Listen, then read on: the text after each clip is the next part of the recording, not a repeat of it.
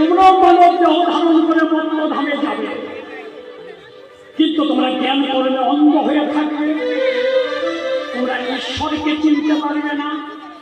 তখন দেবপত্নীগণ সাধনা করলেন গোবিন্দ এসে সাধনা সন্তুষ্ট বলে, মা তোমাদের আমি বট দিচ্ছি, মত্তধামে তোমরাও যাবে, তোমার পতিরাও যাবে, তবে তোমরা যেদিন আমাকে অন্য সেবা দিয়ে ওই অভক্ত স্বামীদের স্পর্শ করবে, সেদিন তোমাদের স্বামীদের ভিতরে কৃষ্ণ প্রেমের উদয় হবে, সেদিন তোমরা যুগল হয়ে আমার চরণে যাবে।